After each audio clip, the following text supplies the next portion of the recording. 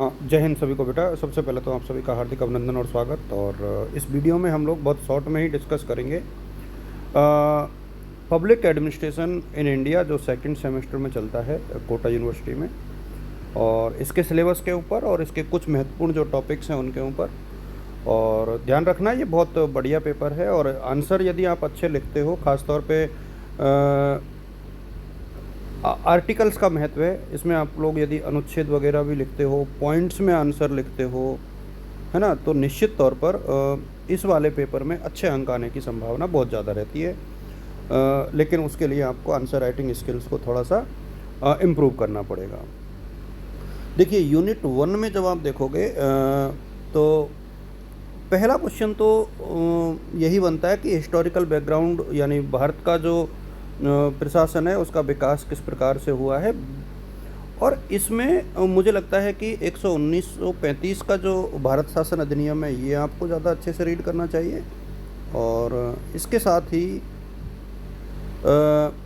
British legacy of Indian administration, यानी Britain से कौन कौन सी प्रशासनिक विशेषताएं हमें मिली हैं, विरासत में मिली हैं, ये महत्वपूर्ण है। और salient features of Indian administration since independence, तो ये भी अपने आप में एक महत्वपूर्ण चीज़ है। तो ये चीज़ें थोड़ा सा आप लोग देख लीजिएगा। यूनिट सेकंड की तरफ जब हम लोग मूव करते हैं, देखिए ये थोड़ा सा बड़ा पोर्शन है, जहाँ एक तो आपको प्रेसिडेंट के कार्य, उसके निर्वाचन की प्रक्रिया, उसकी शक्तियाँ वो देखनी है।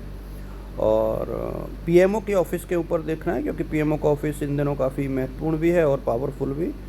और केंद्रीय जो सचिवालय है उसका संगठन और उसके कार्य, ये इम्पोर्टेंट है। और एक थोड़ा सा जो है कार्मिक प्रशासन में जो है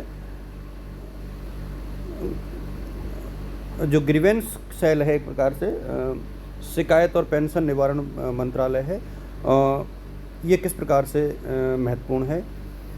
यूनिट थर्ड की तरफ जब आप मूव करोगे तो यहाँ पर major forms of public enterprises in India, यानी जो पब्लिक उपक्रम होते हैं, लोक उपक्रम होते हैं, उनके प्रमुख प्रकार कौन कौन से हैं भारत में, ये यहाँ पर दिया हुआ है। जैसे विभाग है, कॉरपोरेशन है, कंपनीज है, ये 3 प्रकार होते हैं बेसिकली। तो ये तीनों अलग अलग आपको देखने, इस चीज़ का आप लोग ध्यान रखना। और एक क्वेश्चन जो मुझे लगता है कि problems of control and autonomy over public enterprises, यानी कौन कौन सी समस्याएं हैं जो लोक उपक्रम होते हैं उन पर नियंत्रण की और उनकी स्वायत्तता से संबंधित, तो ये क्वेश्चन महत्वपूर्ण है। यूनिट 4 की तरफ जो हम लोग मूव करते हैं तो फाइनेंशियल एडमिनिस्ट्रेशन, यानी वित्तीय प्रशासन, और वित्तीय प्रशासन में वित्त का निर्माण, उसको अप्रूव करना और एग्जीक्यूट करना, यानी कार्यशील करना, ये यहाँ पर महत्वपूर्ण है। और उसके बाद हम लोग बात करें कंट्रोल ओवर एडमिनिस्ट्रेशन, यानी प्रशासन के ऊपर 3 प्रकार के कंट्रोल की यहाँ पर बात हो रही है, जहाँ विधायी, कार्यपालिका और न्यायपालिका। तो ये थोड़ा सा महत्वपूर्ण है, इसको यहाँ से आप लोग देख सकते हो। यूनिट 5 की तरफ हम लोग मूव करते हैं तो पर्सनल एडमिनिस्ट्रेशन में classification, recruitment and training of all India services, तो कार्मिक प्रशासन में जो है वर्गीकरण, भर्ती की प्रक्रिया और ऑल इंडिया सर्विसेज में ट्रेनिंग की प्रोसेस। और इसके बाद जो है भारत में प्रशासन की कुछ समस्याएं, और इसके साथ ही ऐड कर दो आप लोग जो पब्लिक ग्रीवेंस होती हैं, यानी लोक शिकायतें होती हैं, उनके निवारण के लिए क्या प्रक्रिया होती है। तो ये यहाँ से कुछ एक चीज़ें हैं जिनको आप लोग को देखना चाहिए लोक प्रशासन का विद्यार्थी होने के नाते। माहेश्वरी जी की बुक बहुत अच्छी आती है।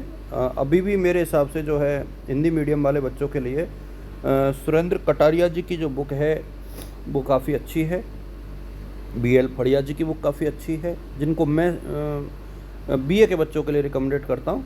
अवस्थी एंड अवस्थी की जो बुक है वो MA के बच्चों के लिए अच्छी है, और थोड़ी सी लैंग्वेज टफ पड़ती है, तो इसलिए मैं अवस्थी एंड अवस्थी को बच्चों को कम बताता हूँ। वैसे मैटर कंटेंट अच्छा है, ज़्यादा अपडेटेशन जो है सुरेंद्र कटारिया जी की बुक में है। आप सभी को शुभकामनाएं, ऑल द बेस्ट और गुड लक।